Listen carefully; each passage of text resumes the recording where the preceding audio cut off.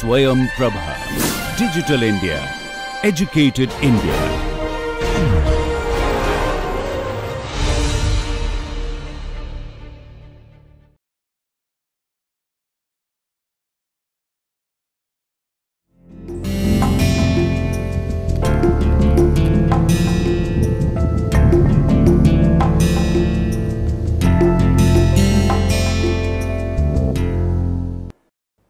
सभी दर्शकों को मेरा नमस्कार।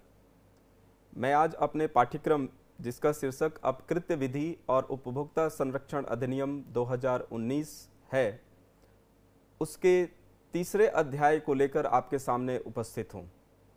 मैं डॉक्टर शैवाल सत्यार्थी, दिल्ली विश्वविद्यालय के विधि संकाय में एसोसिएट प्रोफेसर के पद पर कार्यरत हूँ और आज के इस तीसरे व्याख्यान में मैं अपकृत्य के कुछ ऐसे अपवाद हैं जो बहुत ही महत्वपूर्ण हैं, उनके बारे में चर्चा करने जा रहा हूं। जैसा कि पिछले 2 अध्यायों में मैंने आपको अपकृत्य और उसके आवश्यक तत्वों के विषय में बताया है, अब यह जरूरी है कि आपको अपकृत्य के जो अपवाद होते हैं, जिनमें जिम्मेदारी तय नहीं की जा सकती है, उनके विषय में भी बात की जाए। तो हम शुरू करते हैं आज का व्याख्यान नंबर 3। सबसे पहला जो अपवाद एक मैक्सिम के रूप में, एक उक्ति के रूप में है, जिसे हम वॉलेंटी नॉन फिट इंजुरिया के नाम से जानते हैं। इसका अर्थ मैं आपको अभी बताने जा रहा हूं, लेकिन इसको आप ऐसे समझिए कि जो सहमति होती है, किसी भी कार्य में आपकी जो सहमति होती है, आपकी जो भागीदारी होती है, तो ऐसे परिस्थिति में आप किसी अन्य के विरुद्ध अपकृत्य के लिए जब वाद लाते हैं, तो एक बचाव के रूप में प्रतिवादी इस अपवाद को सामने ले आता है और वह अपनी जिम्मेदारी से बचने का प्रयास करता है। तो इस वॉलेंटी नॉन फिट इंजुरिया में, जैसे अगर किसी व्यक्ति ने कोई गलत कार्य किया है और आप उसके विरुद्ध एक वाद लाना चाहते हैं, लेकिन जब वह प्रतिवादी न्यायालय के समक्ष यह कहता है कि आपने उस कार्य के लिए अपनी सहमति दी थी, तो ऐसे में न्यायालय उस प्रतिवादी के बचाव को ध्यान में रखते हुए उसके ऊपर कोई जिम्मेदारी तय नहीं करती है। तो यह एक अच्छा सा डिफेंस होता है किसी भी प्रतिवादी के साथ, और वह इसका प्रयोग बहुत सारे मामलों में करते हैं। जैसा कि मैंने आपको बताया कि यह जो वॉलेंटी नॉन फिट इंजुरिया का जो सिद्धांत है, जैसे ही यह लागू होता है तो आपका जो एक्शनेबल क्लेम होता है, जो भी आपका क्लेम है वह एक्शनेबल है या नहीं है, अभियोज्य है या नहीं है, वाद करने लायक है या नहीं है, तो यह उसको कहीं ना कहीं से प्रभावित करता है और इसमें सहमति का बहुत ही महत्वपूर्ण योगदान होता है। जैसा कि आप जानते हैं कि अन्य जो विधि के क्षेत्र हैं, उनमें भी इस सहमति का एक बहुत ही महत्वपूर्ण रोल होता है और इसकी वजह से कई सारे मामलों में ऐसा देखा जाता है कि बिना उस सहमति के कोई एक विधिक कार्य संभव नहीं होता है। जैसा कि आपको अगर उदाहरण के रूप में मैं बताऊं कि जो संविदा विधि है, संविदा विधि में भी किसी भी करार के लिए, अनुबंध के लिए एक सहमति का होना आवश्यक होता है और वह सहमति एक स्वेच्छा से दी गई सहमति होनी चाहिए, जिसको हम फ्री कॉन्सेंट के रूप में जानते हैं। कुछ उसी तरह का एक कॉन्सेप्ट है जो यहाँ इस अपवाद के रूप में रखा गया है, जिसे हम वॉलेंटी नॉन फिट इंजुरिया के नाम से जानते हैं। जैसा कि नाम से ही जो दिख रहा है कि इसमें 3 शब्द हैं, एक तो वॉलेंटी है, दूसरा नॉन फिट है और तीसरा इंजुरिया है। तो वॉलेंटी शब्द का जो अर्थ होता है वह होता है स्वेच्छापूर्वक, जहां आपकी खुद की स्वेच्छा शामिल होती है, और नॉन फिट मीन्स इसके बिना, योग्य नहीं। और तीसरा जो इंजुरिया है, इसके बारे में पहले भी मैंने पिछले अध्यायों में बताया है कि यहाँ जो लीगल इंजरी होती है, जो उसके संदर्भ में इसको हम देखते हैं, जो विधिक अधिकारों का जो उल्लंघन होता है उसके संदर्भ में देखते हैं, और वहाँ इसको हम क्षति के रूप में जानते हैं। अपकृत्य विधि में जो क्षति होती है वह विधिक अधिकारों का उल्लंघन होती है, उसी को हम हानि मानते हैं। अन्यथा बहुत अलग तरह की हानियां होती हैं, संपत्ति की हानि होती है और विभिन्न प्रकार की जो आर्थिक हानियां होती हैं उसको यहाँ पर नहीं ध्यान में रखा जाता है। यहाँ पर विधिक अधिकारों के उल्लंघन के संदर्भ में हम इसको हमेशा देखते हैं।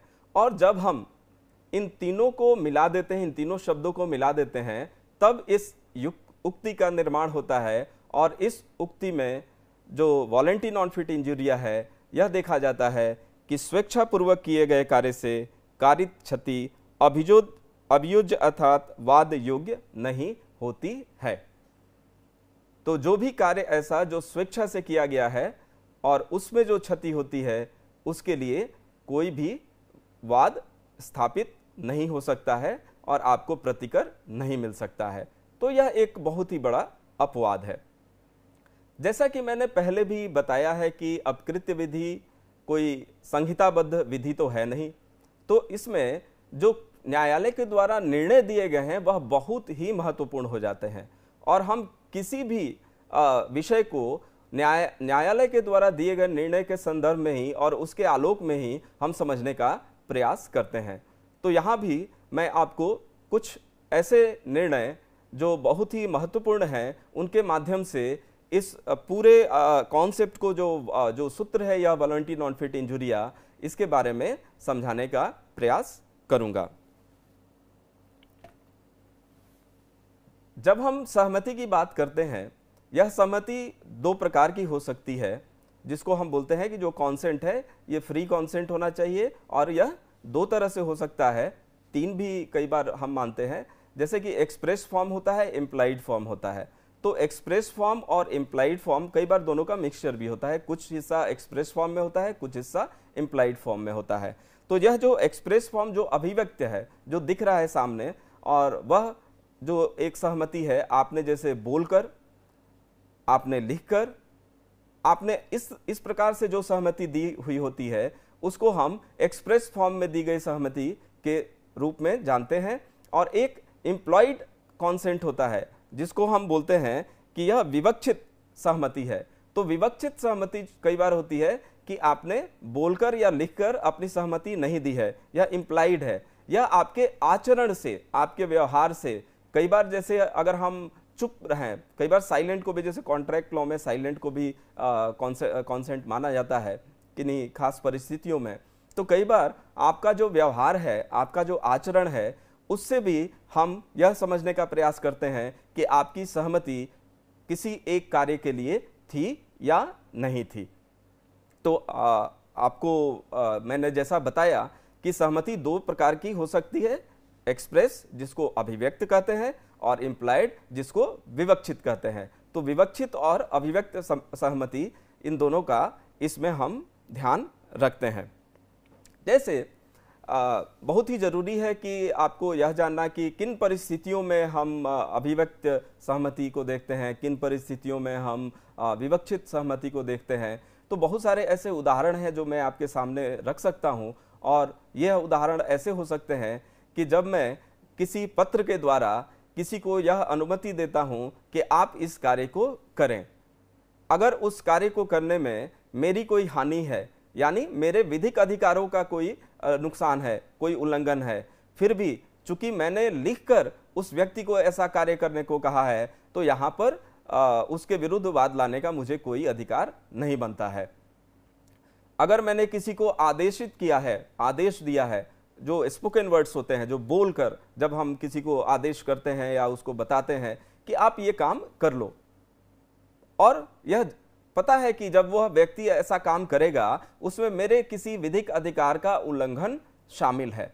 तो जब मेरे विधिक अधिकार का उल्लंघन शामिल है और ऐसा करने के लिए मैंने खुद स्वयं में उसे आदेशित किया है, तो यहाँ भी मुझे उस व्यक्ति के विरुद्ध कोई वाद लाने का अधिकार नहीं है। यह वॉलेंटी नॉन फिट इंजुरिया का केस बनता है।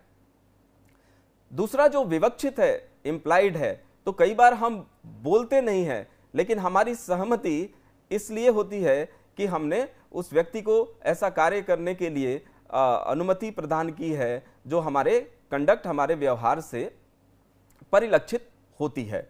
जैसे बहुत सारे जो एडवेंचरस गेम्स होते हैं, जिसमें खतरा भी होता है।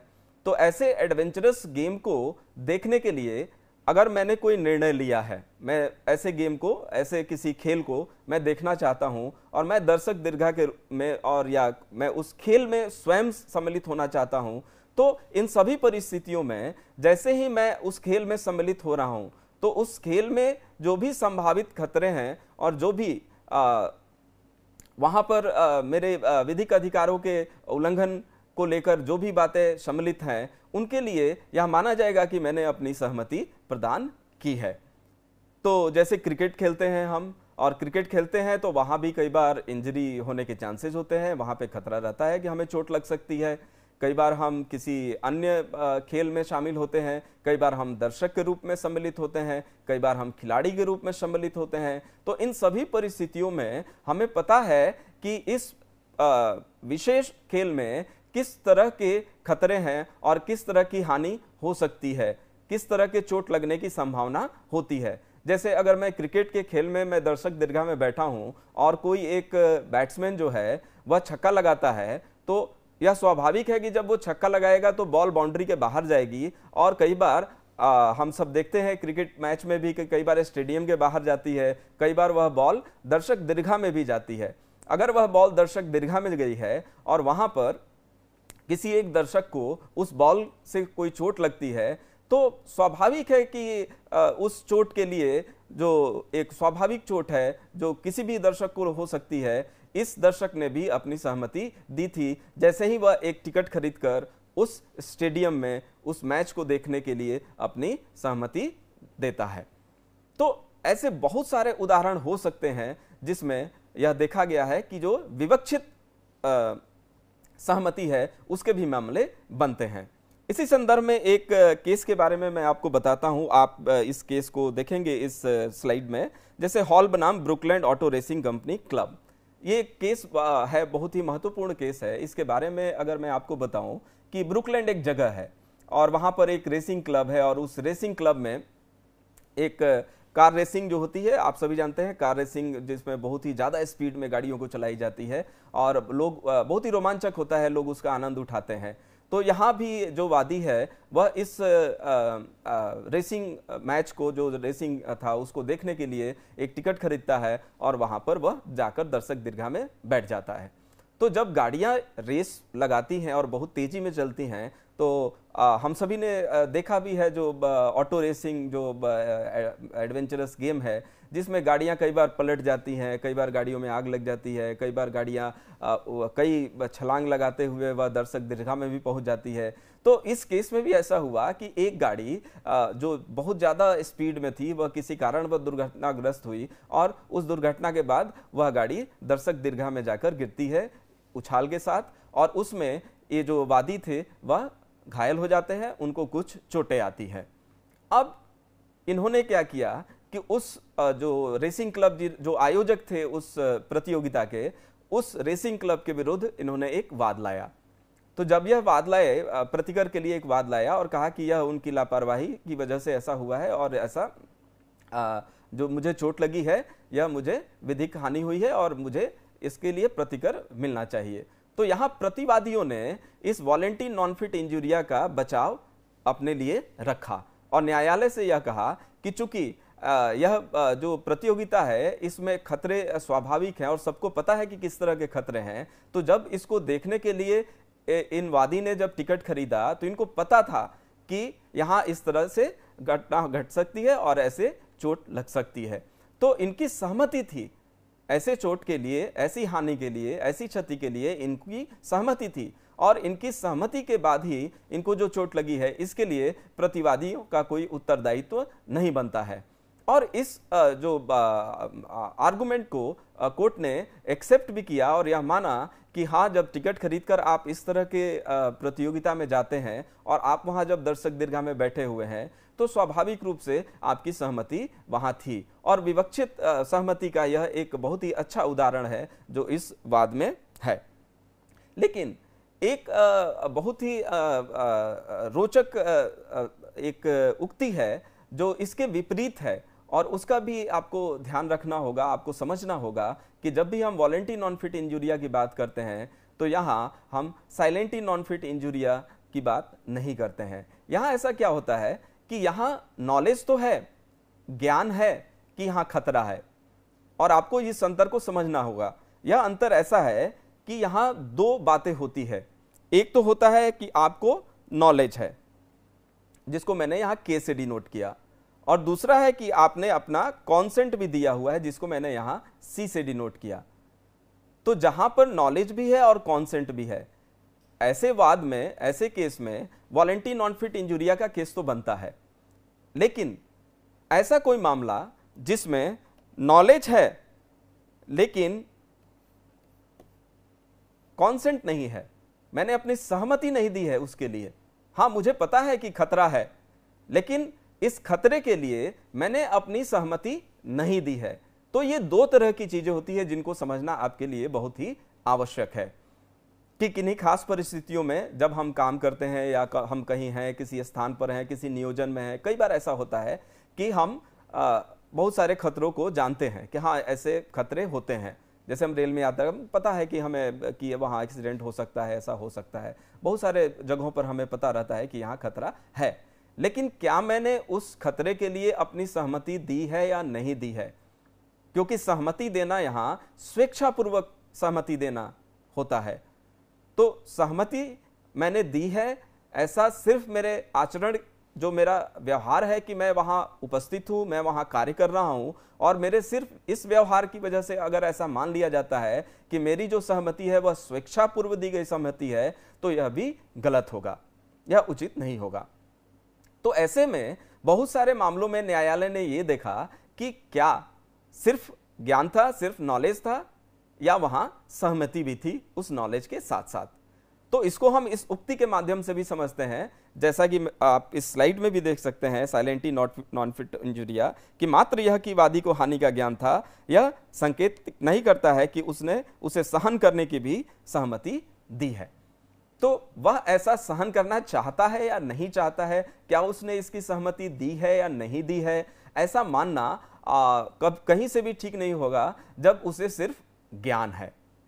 अब हम यहां पर आगे अगर हम देखेंगे, इसमें कुछ वाद हैं, कुछ महत्वपूर्ण ऐसे वाद हैं जिनको लेकर हम चर्चा कर सकते हैं। तो एक वाद यहां मैं आपके सामने रखना चाहूंगा, जो है स्मिथ वर्सेस बेकर का।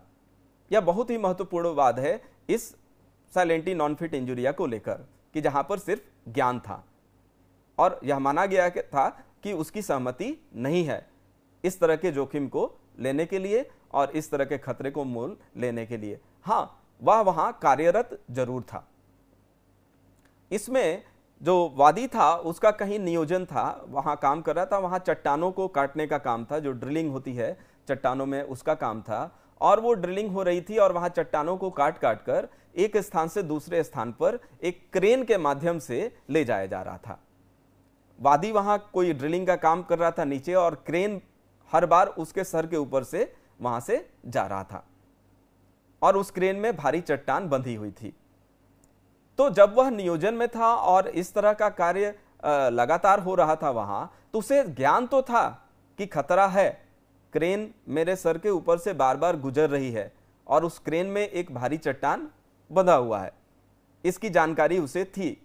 लेकिन चूंकि वह एक अन्य कार्य में नियोजित था, उसका कार्य कुछ भिन्न था, तो स्वाभाविक रूप से उसे खतरे का तो ज्ञान था, लेकिन उस क्रेन से चट्टान गिरेगी और मुझे चोट लगेगी, इसके लिए उसने अपनी सहमति नहीं दी थी। और जब यह वाद आया सामने, उसने वाद किया और प्रतिकर की मांग की, तो ऐसे में यह देखा गया, यहां कोर्ट ने भी कहा कि बार बार जो ऐसा हो रहा है, हाउस ऑफ लॉर्ड्स का ये केस है, और हाउस ऑफ लॉर्ड्स ने ये निर्धारित किया इस वाद में कि चूंकि इस मामले में वादी को खतरे का ज्ञान मात्र था और उसने खतरे से होने वाली हानि सहन करने की सहमति नहीं दी थी, सहमति नहीं दी थी, तो सहमति का अभाव था यहां। अब जब सहमति का अभाव था यहां, तो ऐसे में किसी भी प्रतिवादी को यह कहना कि आप प्रतिकर के लिए उत्तरदायी हैं, यह न्यायालय के लिए उचित नहीं था। इसीलिए इस वाद में न्यायालय ने प्रतिकर देने से मना कर दिया। और न्यायालय ने कहा कि नहीं, इस वाद में आपको कोई भी प्रतिकर नहीं दिया जा सकता है, क्योंकि आपकी सहमति, वादी की सहमति नहीं थी। इसी तरह से अगर हम एक अन्य केस को भी देखें, जो बहुत ही अलग तरह का यह केस है, जिसमें एक मास्टर एंड सर्वेंट का जो रिलेशनशिप होता है, और ऐसा व्यक्ति जो कमांड रखता हो किसी के ऊपर, जो किसी को आदेशित करता हो, उससे संदर्भित यह एक मामला था, जो था बॉवेटर बनाम रोले रेगिस कॉर्पोरेशन। इस वाद में जो वादी था वह एक गाड़ी चलाने वाला था, और यह बहुत ही पुराना केस है, तो घोड़ा गाड़ी उस समय होती थी। तो यह एक गाड़ी चलाने वाला व्यक्ति था जो वादी था। उसका जो फोरमैन था, जैसा कि हम जानते हैं सुपरवाइजर जो होता है या उसका जो नियोजक होता है, जो जिसके अंडर में वह काम करता है, उसने उसे एक गाड़ी को चलाने के लिए आदेशित किया कि आप इस गाड़ी को चलाओ। वादी और प्रतिवादी दोनों इस बात को जानते थे कि इस गाड़ी में जो घोड़ा बंधा हुआ है वह कभी भी भड़क सकता है और उसको कंट्रोल में करना बहुत ही मुश्किल हो जाएगा। आपको पता है कि जब जो घोड़ा गाड़ी होती है उसमें कई प्रकार के घोड़े होते हैं। कुछ घोड़े शांत होते हैं, कुछ घोड़े बहुत ही अशांत प्रवृत्ति के होते हैं, और वह कई बार भड़क जाते हैं कि अगर आप ज़्यादा भार दे दें या उनको कुछ और ज़्यादा काम करने को कहें तो वह भड़क जाते हैं, फिर अपने हिसाब से वो अपना काम करने लगते हैं, इधर उधर भागने लगते हैं। तो ऐसे में जब वादी को यह पता था कि यह घोड़ा भड़क सकता है और प्रतिवादी को भी पता था कि यह घोड़ा भड़क सकता है, और वादी ने मना भी किया प्रतिवादी को कि आप ऐसा करने के लिए ना कहें, इस गाड़ी को चलाने के लिए ना कहें, क्योंकि इसमें जो घोड़ा बंधा हुआ है वह कभी भी भड़क सकता है। लेकिन उस वादी के प्रारंभिक विरोध के बावजूद जो प्रतिवादी था उसने उसे मजबूर किया कि नहीं, तुम इसको लेकर चलो। और फिर जो नियोजित व्यक्ति होता है उसके पास बहुत ज़्यादा ऑप्शन होता नहीं है, तो वह व्यक्ति अपने मालिक के आदेश का पालन करते हुए उस गाड़ी को लेकर आगे बढ़ गया, चलाने को तैयार हो गया। और जब वह उसको चला रहा था तभी घोड़ा भड़क जाता है, और घोड़ा जब भड़क गया और उसके बाद से आपको पता है कि जब घोड़ा भड़क गया, गाड़ी बंधी हुई है तो गाड़ी पलट भी सकती है, कहीं किसी वस्तु से टकरा सकती है। तो ऐसे में एक दुर्घटना घटित होती है और उस दुर्घटना में वादी घायल हो जाता है। घायल होने के बाद वादी एक मुकदमा दायर करता है उस प्रतिवादी के विरुद्ध और प्रतिकर का मांग करता है। तो अब यह प्रश्न है कि नॉलेज तो है उसको, उसे पता है कि यह घोड़ा भड़क सकता है और उसने प्रारंभिक विरोध भी किया है। सबसे रोचक इस वाद में यह है कि इसे ज्ञान भी है और उसने विरोध भी किया है। जबकि स्मिथ का जो केस था उसमें मैंने आपको बताया कि स्मिथ वाले केस में ज्ञान था और विरोध ऐसा कोई परिलक्षित नहीं हो रहा था, उसमें विरोध उस वादी की तरफ से। लेकिन यहां तो एक प्रारंभिक विरोध भी था और उस विरोध के बावजूद उसे गाड़ी चलाने के लिए मजबूर किया जाता है, और जब वो गाड़ी चलाता है और फिर वो घायल होता है। अब यहाँ प्रतिवादी अपने बचाव में वॉलेंटी नॉन फिट इंजुरिया का सहारा लेना चाहते हैं और वह चाहते हैं कि इस सूत्र के आधार पर मेरी कोई जिम्मेदारी न बने और मैं प्रतिकर देने से बच जाऊं। तो ऐसे में जब न्यायालय के सामने यह मामला गया तो यह देखा गया और यह पाया भी गया कि सहमति तो है, लेकिन किस तरह की सहमति है यह देखना आवश्यक है। क्या यह स्वेच्छापूर्वक दी गई सहमति है या किसी मजबूरी में किसी कारणवश दी गई सहमति है? तो इस वाद में न्यायालय ने यह पाया कि एक प्रारंभिक विरोध था, इसलिए यह कहना कहीं से भी उचित नहीं होगा कि जो सहमति दी गई है वह स्वेच्छा द्वारा दी गई सहमति है। यह स्वेच्छा की सहमति नहीं है। और इसमें जो प्रतिवादी है और उसको वॉलेंटी नॉन फिट इंजुरिया का जो बचाव है वह नहीं मिलेगा। इसमें सहमति का जो सिद्धांत है वह लागू नहीं होगा और जो वादी है वह प्रतिकर के लिए अधिकारी होगा। अब हम एक अन्य वाद के बारे में बात करें, यह है थॉमस बनाम क्वार्टरमैन। यह भी एक बड़ा रोचक वाद है, एक मामला है। इसमें क्या हुआ कि इसमें एक कर्मचारी था किसी कंपनी में काम करता, फैक्ट्री थी वो, उस फैक्ट्री में वह काम कर रहा था और उसमें काम करने वक्त उसको जो भट्टियाँ होती हैं और उन भट्टियों में जो ज्वलनशील पदार्थ होते हैं, आपको पता है, उनको डालने निकालने या देखने का कार्य था। और आपको पता है कि जो बॉयलर होते हैं और उसमें जो तरल पदार्थ जो गर्म, बहुत ही ज़्यादा गर्म होते हैं, उनको एक ढक्कन से ढका हुआ रखा जाता है। और इस व्यक्ति को भी यह कार्य दिया गया था कि तुमको ऐसा करना है। और कार्य करने के दौरान एक दिन जब वह किसी एक ऐसे भट्टी का एक ढक्कन जो है उसे वह उठा रहा था और उसको उठाने के क्रम में उसने जब फोर्स का यूज किया, ताकत लगाई, और उस ताकत को लगाने में अचानक से वह जो ढक्कन था वो खुल गया और उसके पीछे एक और गर्म तरल पदार्थ से भरा हुआ एक और भट्टी थी जिसमें वह जाकर गिर गया और वह जल गया और उसको बहुत ज़्यादा चोटें आईं। तो उसने उस कंपनी, जो भी फैक्ट्री का मालिक था, उसके विरुद्ध एक वाद लाया और उसने प्रतिकर की मांग की। अब जब न्यायालय में यह मामला था तो जैसा कि मैंने पहले भी बहुत सारे वादों के साथ आपको बताया कि यह एक बचाव है जो प्रतिवादी को मिलता है, वॉलेंटी नॉन फिट इंजुरिया, सहमति का जो सिद्धांत है। तो इसमें भी उन्होंने इसका सहारा लेने की कोशिश की और जब ऐसा कहा गया वादी की तरफ से कि हमारी सहमति नहीं थी इस जोखिम को लेने की या जो भी खतरा था उसको लेने की, तो यहाँ यह पाया गया कि जो जोखिम था वह दिख रहा था, वह परिलक्षित हो रहा था और काम बहुत ही ज़्यादा खतरे वाला था। आपको पता था कि यहाँ इस तरह की हानि होगी और आपने नियोजन के पूर्व अपनी सहमति दी और आप वहाँ कार्य भी करते रहे, तो आपको पता था कि ऐसी दुर्घटना हो सकती है और तब आपने अपनी सहमति दी हुई थी।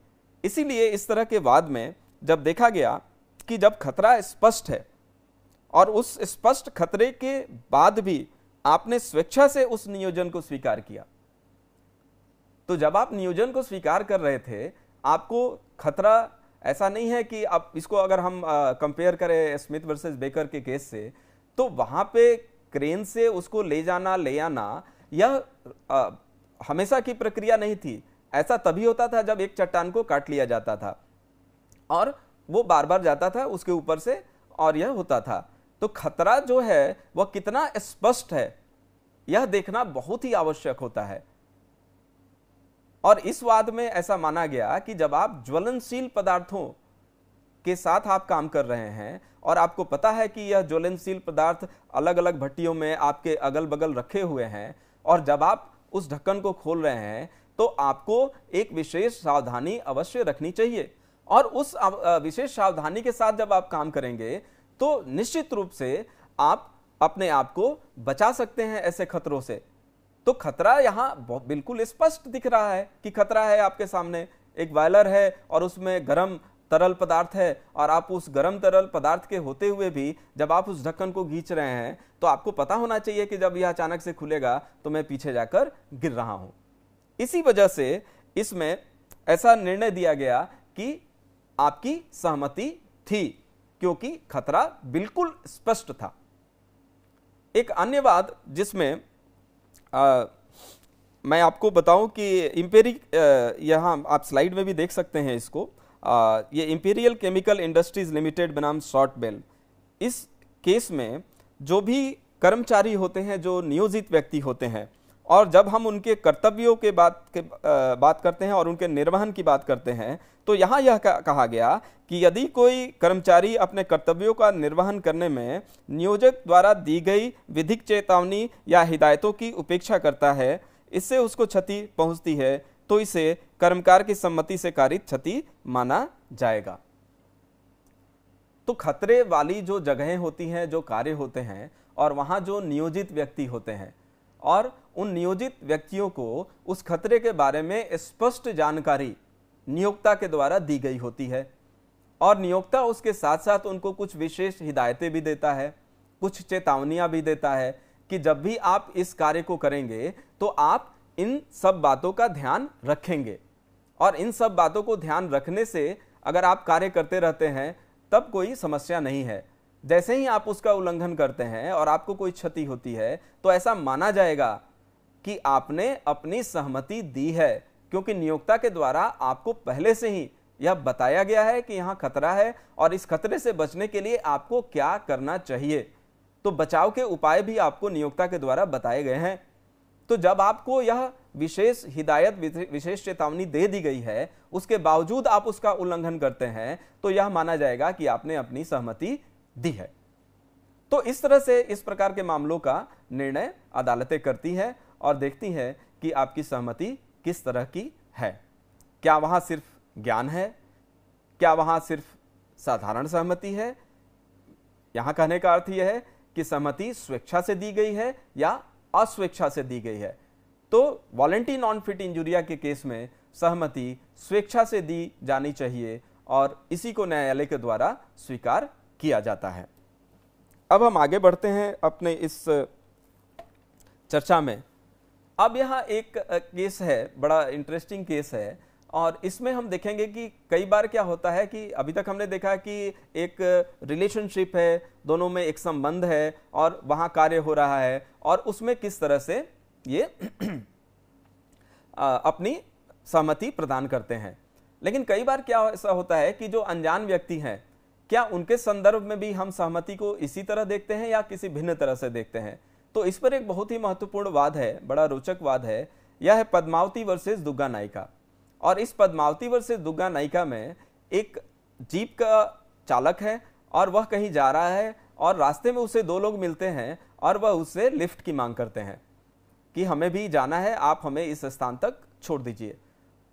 अब लिफ्ट ले लेने के बाद जब गाड़ी आगे चलती है तो थोड़ी दूर जाकर गाड़ी का एक्सीडेंट होता है, एक दुर्घटना होती है और ये जो व्यक्ति हैं, जो बाहर के व्यक्ति हैं जिन्होंने लिफ्ट ली हुई है, वह उसमें घायल होते हैं। अब घायल होने के बाद वाद लाया जाता है उस जीप के मालिक के विरुद्ध। अब यहाँ प्रश्न यह है कि जब जीप के मालिक ने इसमें यह बचाव लिया कि यहाँ सहमति है और स्वेच्छापूर्वक दी गई सहमति है, तो क्या ऐसा माना जाएगा कि यह स्वेच्छापूर्वक दी गई सहमति है या नहीं माना जाएगा। तो इसका जब अदालत के सामने जब इस वाद में जब आर्गुमेंट्स लाए गए तो यह देखा गया कि जो जीप था उसमें जो एक बोल्ट था वह बोल्ट टूटकर गिर गया और उस बोल्ट के टूटने की वजह से वह जीप अनियंत्रित हुई और उस अनियंत्रित जीप की दुर्घटना में इस व्यक्ति को चोट लगी है और इसके लिए जो प्रतिवादी होंगे वह किसी भी रूप में जिम्मेदार नहीं ठहराए जा सकते हैं। तो ऐसा भी देखा जाता है कि जो दुर्घटना घटी है, दुर्घटना है ये, तो यहां पर जो सहमति है उसका तो प्रश्न बाद में आएगा। सबसे पहले तो देखा जाएगा कि यह दुर्घटना घटी है, यह एक दुर्घटना है और उस दुर्घटना में आपको चोट लगी है। तो इस वाद में भी न्यायालय ने यह माना कि जब आप जीप में बैठे थे तब आपकी सहमति थी कि जब आप किसी वाहन में बैठते हैं और आपको पता होता है कि वाहन के साथ कोई दुर्घटना हो सकती है और आप अनजान लोग थे और आप यह जानते हुए बैठे कि आप जिस गाड़ी में बैठ रहे हैं उसकी दुर्घटना हो सकती है, आपको चोट लगेगी। और इसमें आगे कोर्ट ने यह भी माना कि चूंकि यह एक दुर्घटना का भी मामला बनता है और इसलिए इसमें जो प्रतिवादी हैं उनको दोषी नहीं ठहराया जा सकता है। तो कोर्ट ने, आप देखिए इस केस में क्या हुआ कि जब बोल्ट निकल जाता है, उस बोल्ट के निकलने के परिणाम स्वरूप जो दो व्यक्ति उस जीप में हैं वह घायल हो जाते हैं, जिसमें एक की मृत्यु हो गई, दूसरा घायल हो गया। तो उच्च न्यायालय ने इस घटना के लिए न तो जीप के चालक को दोषी माना न ही जीप के स्वामी को। इसका कारण क्या था? कारण यह था कि यह प्रथम दृष्टया एक दुर्घटना थी। जैसा कि मैंने आपको पहले बताया था कि प्रथम दृष्टया यह एक दुर्घटना है। सहमति असहमति का प्रश्न तो बाद में आएगा, और अगर बाद में हम देखें भी सहमति का प्रश्न तो इसमें यह पाया गया कि जब आप बैठते हैं तो आपने अपनी सहमति दी हुई है। इसीलिए इस वाद में न्यायालय ने यह निर्णित किया कि जो चालक हैं और जो मालिक हैं उस जीप के, उनको दोषी नहीं ठहराया जा सकता है और जो वादी हैं वह किसी भी प्रतिकर के लिए अधिकारी नहीं है। अब हम इन सभी चर्चाओं के आधार पर जब हम देखते हैं तो हम यह पाते हैं कि इसमें जो आवश्यक शर्तें हैं वह कितनी आवश्यक शर्तें हैं जो इसमें परिलक्षित हो रही हैं। तो सबसे पहला इस सूत्र की जो शर्त है जो परिलक्षित हो रही है कि यह किसी कार्य को करने के लिए सहमति होनी चाहिए। जब भी आप कोई कार्य करने के लिए कहते हैं या करवाते हैं उसके लिए सहमति होनी चाहिए, आपने एक सहमति दी है। दूसरा यह सूत्र सामने आता है कि जो सहमति आपने दी है वह किस तरह की सहमति है। तो यहां हम पाते हैं कि यह सहमति स्वैच्छिक सहमति है, स्वेच्छा से होनी चाहिए। तीसरा हम यहां देखते हैं कि जो सहमति आपने दी हुई है वह किन तरह के कार्यों के लिए दी हुई है। कई बार आप किसी अवैध कार्य के लिए भी आप अपनी सहमति दे सकते हैं, कई बार आप किसी वैध कार्य के लिए अपनी सहमति दे सकते हैं। तो जो आपने सहमति दी है वह किस तरह के कार्य करने के लिए सहमति दी है, इसका भी एक महत्व होता है और इसको ध्यान में रखा जाता है कि जो कार्य होने जा रहा है जिसकी आपने सहमति दी है वह विधिक है या नहीं है। चौथा जो है इसमें कि जो वहां जोखिम है, जो खतरा है, उसका जो ज्ञान है, तो क्या ज्ञान मात्र से सहमति की उपधारणा की जा सकती है या नहीं की जा सकती है। तो यहां हम देखते हैं कि जो जोखिम और खतरा है उसके सिर्फ ज्ञान मात्र से यह उपधारणा नहीं की जा सकती है कि आपने सहमति दी है। तो सिर्फ ज्ञान का होना आवश्यक नहीं है, जैसा कि हमने स्मिथ वर्सेस बेकर के केस में भी देखा है। अब यहां जो पांचवा आवश्यक शर्त जो है जो परिलक्षित हो रहा है वह यह है कि कृत्य उसी सीमा तक किया जाना चाहिए जिस सीमा तक उस कृत्य को करने की सहमति दी गई है। तो यह एक पांचवा जो शर्त है जो परिलक्षित हो रहा है इन सारी चर्चाओं में, यह भी बहुत महत्वपूर्ण है कि हमने अपनी सहमति जिस सीमा तक कार्य करने के लिए दी है उस सीमा का उल्लंघन नहीं होना चाहिए। अगर उस सीमा का अतिक्रमण होता है, उससे ज्यादा अगर कोई कार्य कारित किया जा रहा है तो ऐसा माना जाएगा कि जो ज्यादा कार्य है उसके लिए मैंने अपनी सहमति नहीं दी है। जैसे कि अगर मैं किसी को बोलता हूं कि आप मुझे धीरे से यहां मार सकते हैं, मेरे हाथ पर आप मार सकते हैं, अपने हाथ से आप टच कर सकते हैं, आप मार सकते हैं, तो इसके लिए मैंने अपनी सहमति दी है। लेकिन इसका अर्थ यह नहीं हुआ कि मैंने उस व्यक्ति को यह इस बात के लिए सहमति दी है कि आप एक कोई लोहे का रॉड लें या कोई तलवार लें और उससे मेरे हाथ को चोट पहुंचाएं या मारें। मैंने सिर्फ हाथ से कोई एक छोटा चोट कारित करने के लिए सहमति दी है, न कि कोई बहुत ही बड़ा चोट कारित करने के लिए आपको सहमति दी हुई है। तो किस एक्सटेंट तक उस कार्य को करना चाहिए, जो एक्सटेंट है जिसके लिए मैंने अपनी सहमति दी है, उसका भी बहुत महत्व होता है और उसको भी समझना बहुत ही आवश्यक होता है। तो इसके लिए भी बहुत सारे ऐसे निर्णय हैं न्यायालय के जिनके माध्यम से हम इसको समझ सकते हैं। अब जो ये शर्तें हैं उनसे संबंधित जो कुछ वाद हैं उनके बारे में मैं आपके साथ चर्चा करने जा रहा हूं। एक एक करके मैं कुछ वाद आपके सामने रखूंगा और उनके बारे में आपको बताऊंगा। जैसे एक वाद था आर बनाम डोनोवल का। इस आर बनाम डोनोवल में एक खेल के खिलाड़ी के रूप में वादी को शामिल होना था और आपको पता है कि जब आप किसी भी खेल में सम्मिलित होते हैं तो उस खेल में जो स्वाभाविक खतरे होते हैं आपको पता है। तो उस खेल में कुछ नियम भी होते हैं, उस खेल की कुछ शर्तें होती हैं कि जब आप उस खेल में शामिल होते हैं तो बचाव के बहुत सारे उपकरणों का भी प्रयोग किया जाता है, उनकी सहायता ली जाती है। जैसे आप क्रिकेट खेलते हैं और उस क्रिकेट के खेलने में एक जो बॉल होती है वह एक बहुत ही हार्ड, एक कठोर बॉल होती है जिसको फेंका जाता है और आपको अपने बल्ले से उसको मारना होता है। लेकिन इसमें जो चोट लगने की जो संभावना होती है उसको ध्यान में रखकर बहुत सारे ऐसे उपकरण होते हैं, बहुत सारे ऐसे बचाव के साधन होते हैं जिनका प्रयोग किया जाता है। आप ग्लव्स पहनते हैं, आप हेलमेट पहनते हैं, आप पैड पहनते हैं और उसके बाद आप पिच पर खेलने के लिए उतरते हैं। उसी तरह से जब हम मुक्केबाजी की बात करते हैं और इस केस में भी जैसे आपने देखा कि जो मुक्केबाजी है वहां पर एक नियम है कि दस्ताना पहनकर खेला जाना चाहिए। लेकिन कोई व्यक्ति इस नियम का उल्लंघन करके अगर वो बोले कि नहीं मैं दस्ताना नहीं पहनूंगा, मैं नंगे हाथ से मुक्केबाजी करूंगा, तो इसमें चोट लगने की संभावनाएं ज्यादा हो जाती हैं। तो ऐसे में जब वादी को यह पता था कि नियम है कि मुक्केबाजी करते वक्त एक ग्लव्स का पहना जाना जरूरी है और उस ग्लव्स को पहनकर ही इस मुक्केबाजी के खेल को किया जा सकता है, और यहाँ जब प्रतिवादी किसी तेज धार वाले हथियार का प्रयोग करता है या नंगे हाथ से मुक्केबाजी करता है, तो यह माना जाएगा कि यह अवैध कार्य होगा। तो इस तरह के कार्य के लिए मैंने अपनी सहमति नहीं माना जाएगा कि इसके लिए मैंने अपनी सहमति नहीं दी है।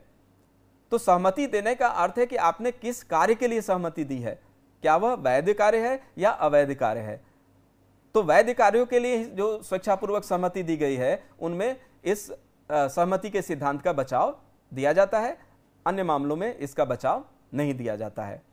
जो अगला मामला है लेन बनाम होलो का, इसमें क्या होता है कि वादी और प्रतिवादी के बीच में एक झगड़ा होता है और उस झगड़े में वादी प्रतिवादी को धक्का मारता है, और धक्का मारने के बाद जब प्रतिवादी उत्तेजित हो जाता है तो वह वादी के आंख में एक जोर से एक मुक्का जड़ देता है। तो यह जो रिएक्शन था वह रिएक्शन किस तरह का रिएक्शन था? मैंने अगर आपको हल्के से धक्का दिया है, इसका अर्थ यह नहीं हुआ कि आप मुझे किसी गंभीर चोट से ग्रसित कर दें।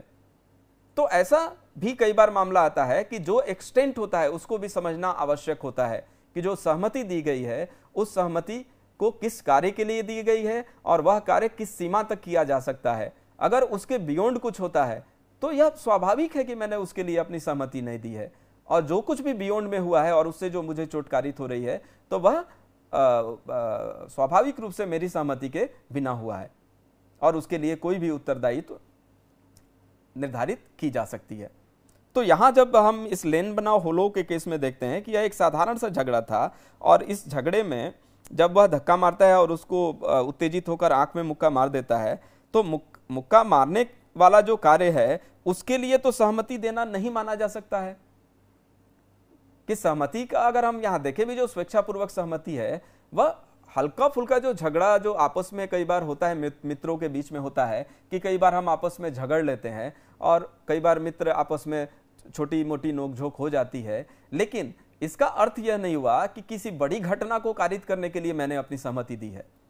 यहां बड़ी घटना को कारित करने की सहमति नहीं दी है, और आंख पर मुक्का मारना एक निश्चित रूप से बड़ी घटना है और इस बड़ी घटना के लिए सहमति नहीं माना जा सकता है।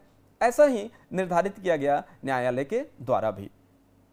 अगला एक वाद है जो स्लेटर बनाम क्लेकोर्स कंपनी लिमिटेड का है। यह 1956 में इस निर्णय को दिया गया था, और इसमें यह कहा गया कि जब भी इसको हम लाते हैं इस नियम को, तो इसके लिए बहुत ही जरूरी है कि यह कार्य वही हो जिसके लिए वादी द्वारा सहमति प्रदान की गई है। ऐसा न हो कि यह कोई और कार्य हो जिसके लिए कहा जाए कि मैंने अपनी सहमति प्रदान की है।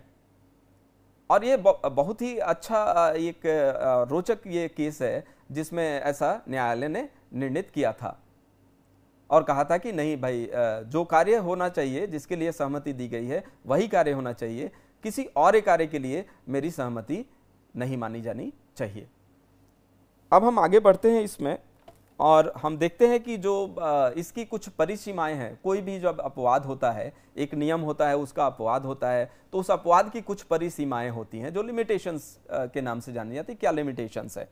तो यहाँ देखा गया है कि ये जो लिमिटेशन है वो 3 तरह के यहाँ लिमिटेशंस जो हैं, जो परिसीमाएं हैं वह बताई गई हैं वॉलंटरी नॉन फिट इंजुरिया की। पहला तो यह है कि जब विधिक कर्तव्य के मामलों में यह लागू नहीं होता है, और यदि कोई व्यक्ति या संस्था ऐसे किसी कर्तव्य का उल्लंघन करती है तो माना जाएगा कि वहां पर इसका बचाव नहीं मिलेगा। इसकी कुछ लिमिटेशंस है। जैसा कि मैं बताऊं कि अगर यह नियम है कि जो महिलाएं हैं उनको रात्रि में नियोजन नहीं देना है, और यह जानते हुए कि ऐसा नियम है जिसमें यह प्रतिबंधित किया है कि महिलाओं को रात्रि में नियोजन नहीं देना है, और कोई व्यक्ति किसी महिला को नियोजित करता है, तो स्वाभाविक रूप से उस नौकरी को करने के लिए उस महिला ने अपनी सहमति दी हुई है, उसने अपना कंसेंट दिया हुआ है। लेकिन इसका अर्थ ये हुआ कि जो कर्तव्य हैं, जो वहाँ पर नियोजन के लिए जो कर्तव्य हैं, उनका पालन किया गया है या नहीं किया गया है, उसको भी ध्यान में रखना होगा। तो श्रम विधि के अंतर्गत यदि यह नियम है, कोई व्यवस्था है कि कारखाने में रात्रि में महिलाओं को नियोजन पर नहीं रखा जा सकता है और इसका उल्लंघन किया गया है, तो वहाँ कार्य करने वाली अगर महिला कोई क्षति उसको होती है, कोई क्षतिकारित होती है, तो नियोजन यह बचाव नहीं ले सकेगा कि महिला स्वयं रात्रि नियोजन पर आई थी। हाँ, यह दिख रहा है कि महिला स्वयं रात्रि नियोजन पर आई थी, लेकिन आपको इसका बचाव नहीं मिलेगा। क्यों? क्योंकि ऐसा माना जाएगा कि एक विधि द्वारा कर्तव्य निरूपित किया गया है और कर्तव्य यह है कि आपको किसी महिला को रात्रि में नियोजित नहीं करना है और आपने उसका उल्लंघन किया है, तो यहां आपको इसका बचाव नहीं मिल सकता है। दूसरा है जो डिफेंसेज होते हैं, बचाव होते हैं। कई बार हम किसी की रक्षा करने के लिए ऐसा करते हैं, इसके बारे में मैं अगले अध्याय में विस्तृत रूप से चर्चा करूंगा, लेकिन यहाँ आपको यह जानना जरूरी है कि जो बचाव वाले मामले होते हैं वहाँ भी यह वॉलंटरी नॉन फिट इंजुरिया नहीं लगता है। इसके बाद जो उपेक्षा अथवा सावधानी के मामले में है, वहाँ भी इस सूत्र को प्रयोजित नहीं किया जाता है, वहाँ यह लागू नहीं होता है। और यहाँ जो मैंने कहा था कि बहुत ही रोचक केस है वो स्लेटर वर्सेस क्लेक्रॉस कंपनी लिमिटेड का, तो इस केस में ऐसा ये हुआ था कि एक रेलवे ट्रैक था और वहाँ एक सुरंग थी और उससे आमतौर पे लोग आते जाते रहते थे और रेलवे को भी पता था कि लोग इस पर आते जाते रहते हैं, वह रास्ते के रूप में इसका प्रयोग करते हैं। रेलवे ने अपने ड्राइवर को हिदायत दी थी कि जब भी उस सुरंग को पार करना है तो ट्रेन के जो ड्राइवर हैं वह बार बार विसिल बजाएंगे, सीटी बजाएंगे, जिससे कि लोगों को पता चल जाए कि ट्रेन आ रही है और वो अपने आप को किनारे पर कर लें और ट्रेन गुजर जाए, कोई क्षति न हो। इसमें एक दिन ऐसा ये होता है कि बिना कोई सीटी दिए, बिना कोई हॉर्न बजाए, जो ट्रेन का ड्राइवर है वह उस सुरंग में प्रवेश करता है और उसमें जो वादी है वह भी यात्रा कर रहा होता है, जा रहा होता है, पैदल जा रहा होता है और उसको कुछ चोट कारित होती है। तो ऐसे में जब सहमति के बचाव का यह सिद्धांत लागू करने का प्रयास किया गया, तो कोर्ट ने भी जब फैक्ट्स का एनालिसिस किया तो देखा कि यहाँ सहमति तो है, दिख रही है, जोखिम भी है, ऐसा है, ठीक है, लेकिन क्या आपके ड्राइवर ने, जहाँ पे यहाँ प्रतिनिधिक दायित्व का मामला बनता था, तो आपके ड्राइवर ने जो भी कर्तव्य थे उनका पालन किया?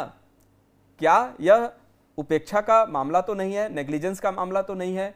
तो ऐसा पाया गया कि हाँ, यह नेग्लिजेंस का ही मामला था, क्योंकि जब रेलवे द्वारा निर्देशित किया गया था सभी ड्राइवरों को कि जब भी आप इस सुरंग से जाएंगे आप हॉर्न बजाएंगे और लगातार हॉर्न बजाएंगे, और इस केस में लगातार क्या हॉर्न बजाया ही नहीं गया, तो यह माना गया कि यह एक उपेक्षा का मामला बनता है। तो ऐसे में वॉलंटरी नॉन फिट इंजुरिया का जो बचाव है वह आपको नहीं मिल सकता है। तो इस तरह के बचाव यहां हम देख सकते हैं। इसी तरह से ये तीनों बचाव हैं जो जानते हैं। अब हम आते हैं एक अन्य विधिक अपवाद पे जो अपकृत्य विधि का है, अपकृत्य का है, वह है इनएविटेबल एक्सीडेंट का, जो अपरिहार्य दुर्घटना होती है। कई बार ऐसे कुछ एक्सीडेंट दुर्घटनाएं होती हैं जिनको रोका नहीं जा सकता है और इन दुर्घटनाओं को हम अपरिहार्य दुर्घटना के नाम से जानते हैं। दुर्घटनाएं दो तरह की हो सकती हैं। ऐसी दुर्घटना जिसको रोका जा सके, आपके हाथ में था, आप रोक सकते थे इसको, आपने नहीं रोका, तो यहाँ एक लापरवाही का मामला बनता है। लेकिन कुछ दुर्घटनाएं ऐसी होती हैं जो रोकी नहीं जा सकती हैं, इनको हम इनएविटेबल एक्सीडेंट कहते हैं। पहले भी मैंने आपको एक जो वाद बताया था, जो पद्मावती वर्सेस दुगा नायिका का, जिसमें लिफ्ट लिया था दो लोगों ने एक जीप में और वो एक्सीडेंट हुआ था। वह एक्सीडेंट किस कारण से हुआ था? वह बोल्ट टूटने के कारण हुआ था। तो कोर्ट ने माना कि प्रथम दृष्टया यह एक दुर्घटना का मामला है। और यह किस तरह की दुर्घटना का मामला है? तो यह एक अपरिहार्य दुर्घटना का मामला है। अपरिहार्य दुर्घटना में यह होता है कि आपको यहां पता नहीं है कि इस दुर्घटना को कैसे रोका जाए और यह अचानक से होती है और जिस पर आपका कोई कंट्रोल होता नहीं है। इसकी रोकथाम के लिए आप पहले से जो बचाव कर रहे हैं वो एक अलग बात होती है, लेकिन जब दुर्घटना घटी ऐसी तो उसको रोकने की जो क्षमता है वह आप में नहीं थी। इसको होना ही था, यह स्वाभाविक था कि ऐसा होता। तो इस अपरिहार्य दुर्घटना के मामले में भी कई बार प्रतिवादी बचाव लेते हैं और वह प्रतिकर देने से बचते हैं। तो इसमें यह देखा जाता है कि जो भी दुर्घटना हुई है वह अपरिहार्य है। सिर्फ दुर्घटना होना ही यहाँ बचाव नहीं है, दुर्घटना अपरिहार्य है तभी बचाव है। जब यह दुर्घटना अपरिहार्य नहीं है, यह एक विशेषण लगा हुआ है इसके साथ कि अपरिहार्य होना जरूरी है। तो दो तरह की बातें हो सकती है, एक साधारण दुर्घटना हो सकती है, एक अपरिहार्य दुर्घटना हो सकती है। तो साधारण दुर्घटना के संदर्भ में कोई बचाव नहीं है, लेकिन अपरिहार्य दुर्घटना के संबंध में बचाव है। यहां एक केस है जो स्टैनली बनाम पावेल का केस है। इसमें एक व्यक्ति शिकार पर गया और उसने गोली चलाई और वह गोली एक पेड़ में लगती है और पेड़ में लगने के बाद वह वादी को आकर लग जाती है। तो यहाँ पे ऐसा देखा गया कि जब यह बचाव लेने का प्रयास किया गया कि हाँ, यह जो दुर्घटना है इसमें जो प्रतिवादी है इसका कोई भी कृत्य जिम्मेदार नहीं ठहराया जा सकता है, क्योंकि यह एक दुर्घटना थी। तो इसको बाद में जब देखा गया सारे फैक्ट्स को, तो कोर्ट ने भी पाया कि हाँ, जो प्रतिवादी है उसने तो शिकार के लिए गोली चलाई थी, गोली उसने तीतर पर चलाई थी, अब वह गोली जाकर एक पेड़ पर लगी और पेड़ से टकराने के बाद वह गोली जाकर उस वादी को लगेगी, इसकी संभावना बिल्कुल नहीं थी। तो यह एक दुर्घटना थी, अपरिहार्य दुर्घटना थी, और यह एक अच्छा बचाव था उस प्रतिवादी के पास। और पद्मावती वर्सेस दुगावती का केस मैंने आपको पहले बताया ही है। एक और ऐसा मामला था जिसमें ये ब्राउन वर्सेस कैंडल का मामला है। 1850 में यह निर्णय दिया गया था। इसमें ऐसा ये हुआ था कि दो लोग आपस में लड़ रहे थे, जहाँ पे वादी और प्रतिवादी दोनों के जो कुत्ते थे वह आपस में लड़ रहे थे, और वादी और प्रतिवादी दोनों उस कुत्ते की लड़ाई को रोकने का प्रयास कर रहे थे, क्योंकि दोनों के कुत्ते उसमें शामिल थे और वह उनको रोकने का प्रयास कर रहे थे। दोनों के हाथ में छड़ी थी और कुत्तों के उस लड़ाई को रोकने के प्रयास में जो प्रतिवादी की जो छड़ी थी वह वादी के आंख में लगी और वादी को कुछ चोट कारित हुई। अब यहां पर उस प्रतिवादी के विरुद्ध वाद लाया गया और उससे प्रतिकर की मांग की गई कि आपके कृत्य के द्वारा मुझे आंख में चोट लगी है और इसके लिए आप जिम्मेदार हैं, तो आपको हर्जाना प्रतिकर देना होगा। लेकिन जब इस मामले में न्यायालय के सामने सारे तथ्य रखे गए, तब यह पाया गया कि चूंकि कुत्ते लड़ रहे थे और दोनों मालिक वहां पर अपने कुत्तों को बचाने का प्रयास कर रहे थे, और उस बचाने के प्रयास में, उस झगड़े के कुत्ते की लड़ाई को रोकने के प्रयास में जो छड़ी थी वह अचानक से जाकर लगी थी, या जानबूझकर कोई हमला नहीं था वादी के ऊपर।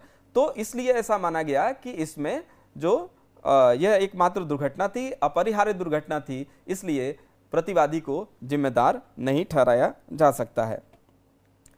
एक और केस था श्रीधर बनाम उत्तर प्रदेश राज्य परिवहन निगम। इसमें भी एक बस का ड्राइवर है जो स्टेट रोड ट्रांसपोर्ट कॉरपोरेशन की बस थी, वह अपनी बस को रोक नहीं पाया, और जिस बारिश हो रही थी वहाँ ब्रेक जो लगाया उसके बावजूद ब्रेक नहीं लग पाया। और आपको पता है कि बारिश के मौसम में ब्रेक फेल होने के या गाड़ी स्किड हो जाती है तो उससे भी दुर्घटनाएं हो जाती हैं। तो इसमें भी अगर देखा जाए तो एक दुर्घटना जहां पर हो रही है कि यह अपरिहार्य दुर्घटना का मामला बनता है, और इस अपरिहार्य दुर्घटना के लिए स्वाभाविक रूप से किसी भी प्रतिवादी को जिम्मेदार नहीं ठहराया जा सकता है।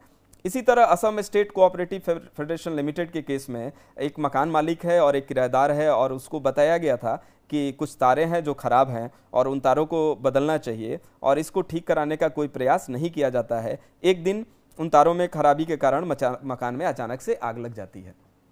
अब यहाँ पर जो वादी हैं उन्होंने यह साबित करने का प्रयास किया कि चूंकि मैंने उनको बार बार ऐसा निवेदन किया था कि आप इन तारों को बदल दीजिए, और वो नहीं बदले और इसी वजह से ये आग लगी है।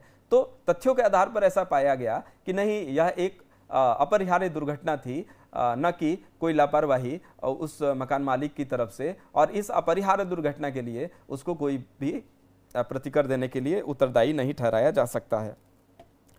एक और जो महत्वपूर्ण अपवाद है वह है वादी स्वयं अपकारी, plaintiff the wrong doer.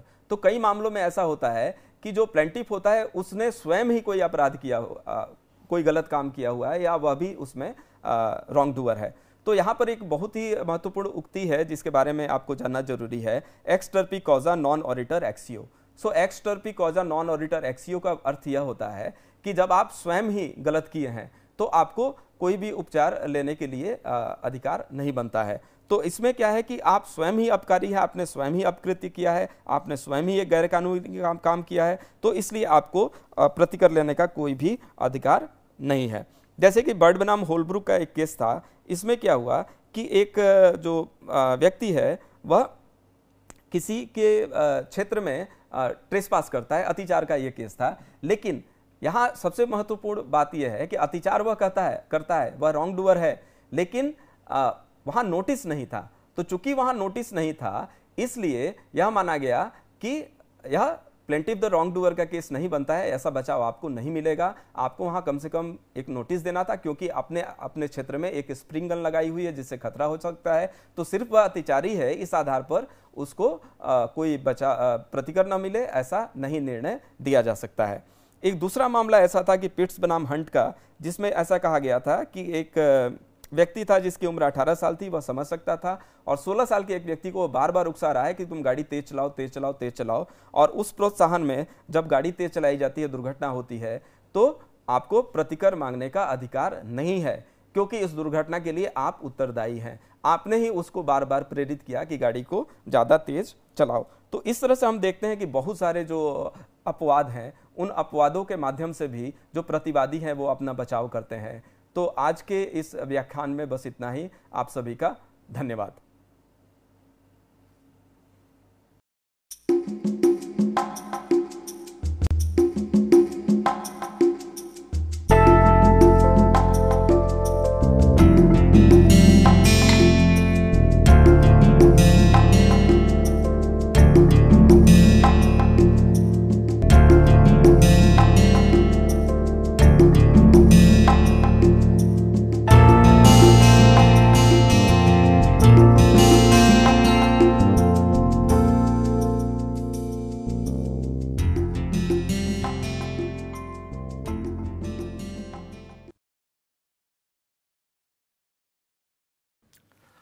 Hello and welcome to this piece of literary snippet. Perhaps the most popular literary genre after novel is the short story. Sharp, compact narratives whose charm lies not only in what is said, but also in what remains unsaid. Today I'll be reading one of the shortest instances of a short story that I have ever encountered. And indeed, the very charm of this particular story that I am going to read out today lies in the way it abruptly ends. It is an ancient tale from Mesopotamia, which has been retold by several authors, among whom the name of Somerset Maugham stands out. The adaptation that I'll be reading out is perhaps the closest to the one that Maugham wrote. The story is titled, in all of its adaptations almost, as Appointment in Samarra. Here is the story. A merchant in Baghdad once sent one of his servants to the market. The servant was supposed to buy provisions for the merchant, but when he returned, he came back empty-handed. Indeed, the servant had all gone white, and trembling with fear, he told his master that he had met death in the marketplace. When I entered the market, the servant said to his master, I was jostled by a woman, and when I turned to look at her, I saw that she was death. I am very scared, master, because death looked at me with a threatening gesture. Can you please lend me your horse so that I can fly away from Baghdad to the town of Samarra and thereby escape death? The master, being a good man, gave his servant his best horse and saw him gallop off to Samarra to escape death. Then the master himself went to the marketplace and confronted death. Why did you make a threatening gesture to my servant? Asked the master to death. And death replied, it was not a threatening gesture. Rather, it was a start of surprise. I was astonished to see your servant here today, because this evening I have an appointment with him in Samara. See you in the next episode of Literary Snippet.